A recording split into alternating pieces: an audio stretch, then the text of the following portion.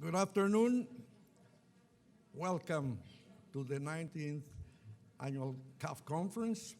I'm so pleased to see all of you here, and especially I would like to thank my colleagues, Michael Shifter and the Inter-American Dialogue, our partners, and of course, welcome Luis Almagro, the new Secretary General of OAS, the other partner in this excellent endeavor.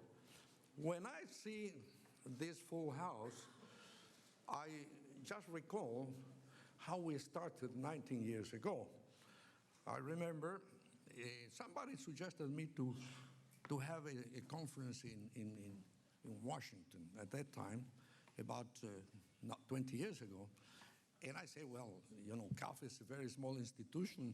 It has 5 countries. How can I pretend to have a conference in Washington? They said, well, let's try. And indeed, I went to the dialogue. And at that time, Peter Hakim, who should be around here, said, well, we can try, and we do that. So we had our first conference. It was in a room. We had, I think, 60 people. I had to bring some people from my office to have 60, really. Huh? But that was the way it was. And it was very specific. It was on trade in the Andean countries. Okay, that was the situation. Well, since then, many things have happened. Of course, many things. The world has changed. The hemisphere has changed. Latin America has changed, and CAF has changed. And today, we are not anymore a Andean Development Bank. We are a regional bank of Latin America and the Caribbean.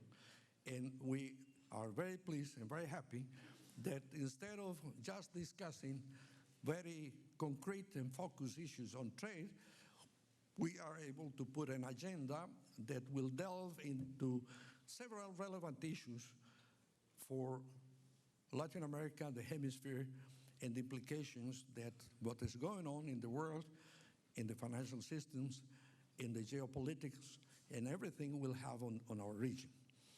So thank you very much. And again, thank you also to all the speakers. We have a very distinguished group of experts, authorities, former authorities, future authorities, and future former authorities. With that, we cover basically the whole room. That's what I did once in Colombia, because, you know, the president of Colombia, Uribe, normally he used to like to read, you know, everybody. And so when he was introducing something, it would take him easily 45 minutes. So I was the next speaker. So that's what I said. I said, ministers, former ministers, smile, former future ministers, a lot of people there, former future ministers, half of the room is, so it's similar in this situation. Well, let me say, you remember the last few years, we had a very optimistic view of what was happening in the region. And indeed, we did a very good job. I think especially starting in 2000, the winds were very positive. Most countries had very good macroeconomic policies, and we were very lucky to have our Chinese friends having a very dynamic performance, which had very direct implications in Latin America, particularly in South America, because we had a commodity price boom, which implied that we were in a very sound position. Well, even in 2008, as you remember, with the crisis in the financial systems, Latin America was a region that was able to cope with that situation in a very reasonable way and reestablish a path of growth. Last year, if you remember, when we were discussing the issues of the region, there was a panel in which we said, is the party over? And some of the people got very upset because we said that. And no, I didn't say that, but the panelists said that. But the thing is that since last year, many things have happened. And there are many surprises on the economic front. No doubt what has happened in the world, you know, we see that notwithstanding the fact the U.S. is going in a right direction, Europe still is with the problems. Japan still is moving very slowly. And the big surprise since last year is that we had the Chinese adjustment process, which is a logical one indeed, but it has a very important impact in Latin America, as we are going to see in the panels that we'll have today and tomorrow. The second element is that we were very pleased with democracy, and we are pleased because I think in the 90s, in the late 80s and 90s, we reestablished the path of democracy. But in the last year, we have several surprises. The test of democracy in terms of the insatisfaction on societies with many things in many countries. And we can see that many of the governments in the region are facing very serious problems of image and so forth. So again, there's a panel that will discuss elections and the implications that this has for the future. And also, we have to delve into integration, regional integration. That's an issue that also, as we discussed last year, there's a lot of fragmentation. Well, what can Latin America do in this regard to reestablish a path of reasonable growth? The good news, I think, if we compare to last year in the hemisphere, and I think the next panel that will come after the introductory comments will delve into that, is the Summit of the Americas in Panama. And the very good news, I would say, that finally we have a serious inclusion of Cuba in the hemisphere. And in that sense, we in CAF are very pleased to see that, because for many years we have been trying to work together with Cuba, when we are in the process indeed of supporting technically, and then we hope that in the near future we can have a more closer relationship. So that's a very, very good news. Now, the other bad news, more recent bad news, are a lot of tensions in the region that we didn't used to have. Latin America is a region of peace, and however, we see a lot of bilateral tensions, and that has implications in integration. So these and other issues are the ones that we are going to discuss during these 2 days.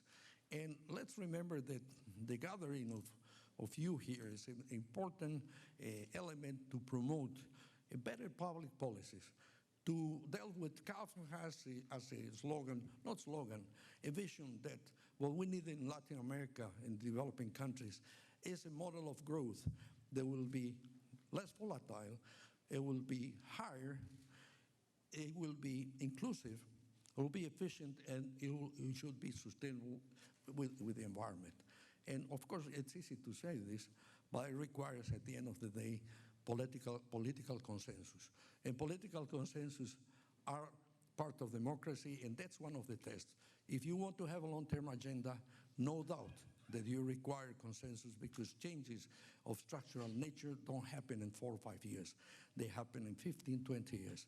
And for that, opposition and government should agree on a basic agenda. The private sector and the government and labor unions and social civil society should be part of it. So again, welcome to this conference, and I'm sure that we'll have a very pleasant time. It's my pleasure to introduce my good friend, Luis Almagro, and you are more than welcome to this new partnership that we had an excellent one with your predecessor, with Jose Miguel, and before with Cesar Gaviria. Thank you very much.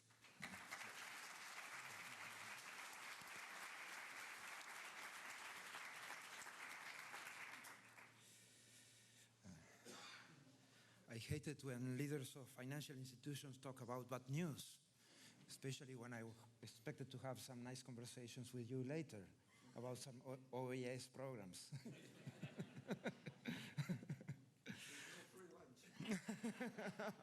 I hardly ate, even that you put Uruguayan beef there. But the vegetarian nature, of course, didn't allow us to enjoy this wonderful, the best beef in the world, that Uruguayan one. I have been asked to speak 3 times today, and that it looks in advance to be an exhausting exercise for all of you. But so it will be brief. And I have to say that I'm more eager to listen knowing the wonderful credentials of the panelists than to talk. Especially that here are people that really can help us to think about politics of today, about the latest developments, and of course some of you will come with your own problems, and we are ready to listen about that too. We are facing new challenges and new dynamics, new issues and new matters, and of course the new shape of old issues. These hemispherical things need to be worked permanently. And yesterday they were telling me this is the first event of the year. And I said, so why I am so tired? It has only been 100 days in office. But the region is always very demanding and always has to present new challenges that we have to face. This is very important, and the way we work them is also very important. And to listen about these problems or projects or programs or developments is very important for us. We need still to go ahead, and that is the title of our panel. And to move ahead, it means that we need a lot of knowledge. We need to listen a lot. And we need to rethink and reshape what we are doing and why we are doing things. There is something that is very relevant when you assume some duties like Secretary General of the Organization of American States or the President of CAF. And that is what is the good for all of us, and how we can defend ourselves and defend the whole hemisphere when we defend some specific issues and some specific matters around the continent. Why we have to do the things based on ethics, and why we are dealing with this ethics in a very challenging way that is doing politics. Doing politics means to move those claims from society to our institutions and put them into solutions.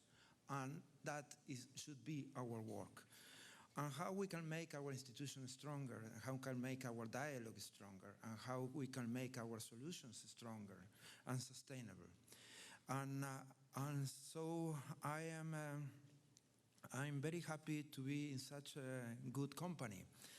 And to be able to explain some of our decisions of the last 100 days, and to see the new challenges ahead, how brave we are to face them, and that is something that we always demand, and we demand everybody to think like that, to think ethically and to think in a political way. That political way is to bring the solutions to the cases and to the people, to the ground, to where those are suffering or to those who are suffering. So that is the main challenge of today for the Organization of American States, and is the main matters that we are going to discuss these days. I'm very glad to welcome you again, and I am very happy that I will be listening a lot of very nice things these days. Thank you.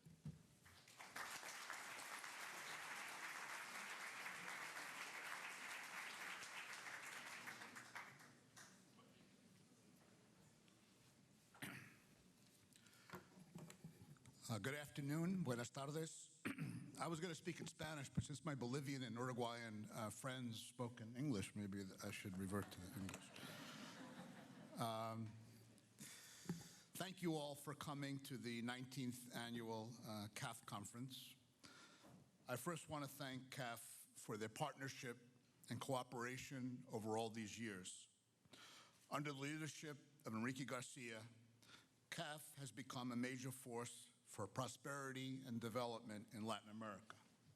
Its projects and initiatives reach nearly every country in the region and improve the lives of millions.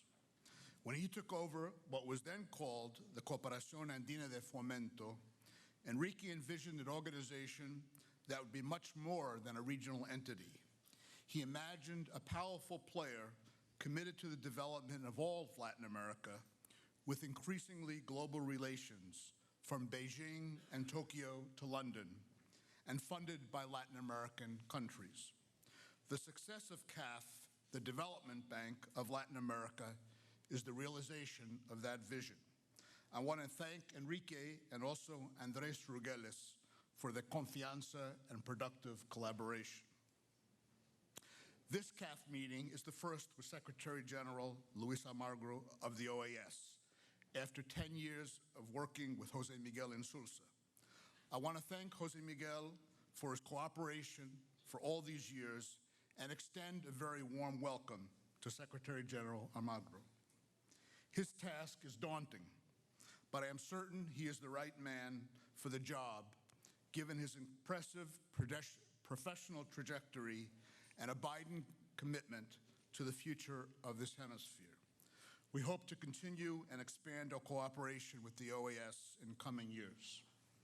For the Inter-American dialogue, and for me personally, it is an honor to be partner of such significant institutions. More than any time over the last decade, Latin America is at a critical juncture. Years of sustained growth, led by the demand of East Asian economies, particularly China, have lifted millions out of poverty and, in the eyes of the rest of the world, increased the region's geopolitical relevance and weight. Now, however, this era of economic expansion has come to an end. The Chinese economy is slowing down, raising some concerns about its future, driving commodity prices down, and reducing demand for Latin American exports. The United Nations expects the region to grow an average of only 0.5% this year, and its biggest economy, Brazil, is facing a recession. What will now be revealed and put in stark relief is whether Latin American governments took sufficient advantage of the years of economic boom to build the foundations of sustained development, reducing volatility and unleashing Latin America's potential. We must bear in mind that the end of the good cycle is taking place in what remains the most unequal region on the planet. True, millions have entered the new middle class, but for many, it's a rather precarious middle class. Regional integration will be fundamental to achieving this goal, but so far, initiatives have been limited to particular countries and subregions. A comprehensive strategy for economic integration still needs to be forged. In the political dimension of integration, regional entities have struggled to perform effectively when faced with pressing crises and tensions, not only within countries, but between neighbors as well. In that regard, new forums such as UNASUR and CELAC are being tested to fill the gap between promising institutional frameworks and the real capacity to promote integration. Countries are not only facing economic and fiscal challenges, but acute political ones as well. Governments of different ideological stripes are dealing with public discontent with politics as usual, and in some cases, sustained and massive street protests. Across the hemisphere, citizens are demanding more and better democratic institutions and an end to corruption and government inefficiency. Increasing the quality of public policies is absolutely critical in a context of tough judgments of traditional political institutions and limited resources.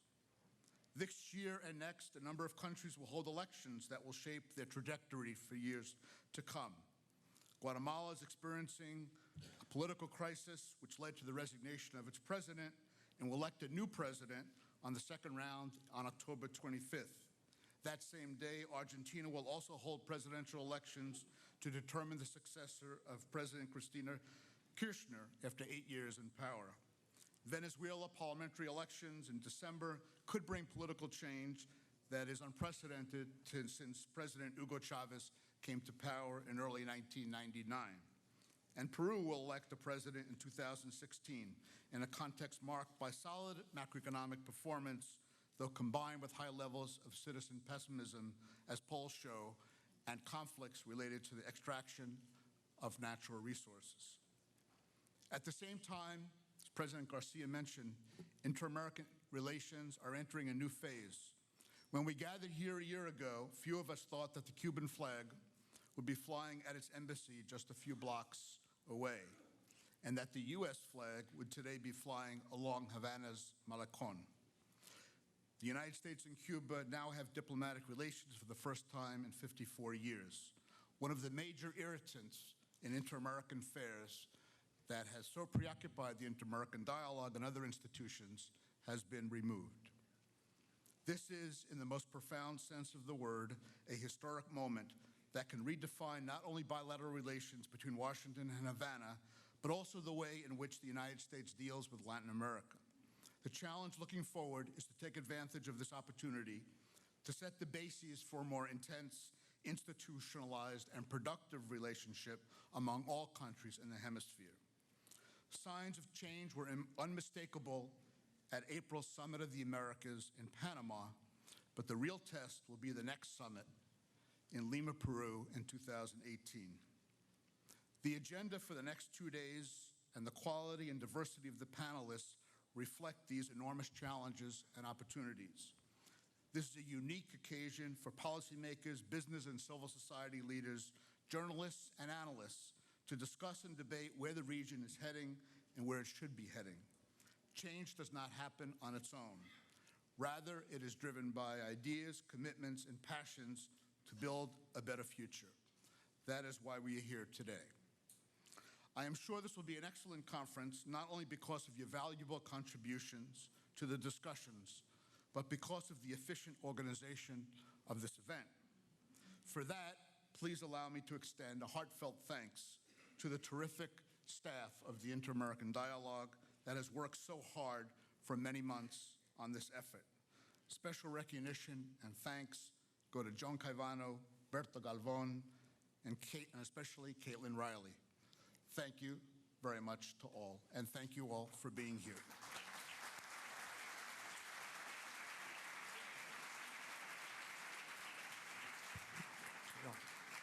Well, I think you forgot to thank somebody, our boss, the real boss. The real boss is Carla Hills, because I'm in two capacities, one as president of CAF and also as a vice co-chair, whatever, in the board where she's the boss.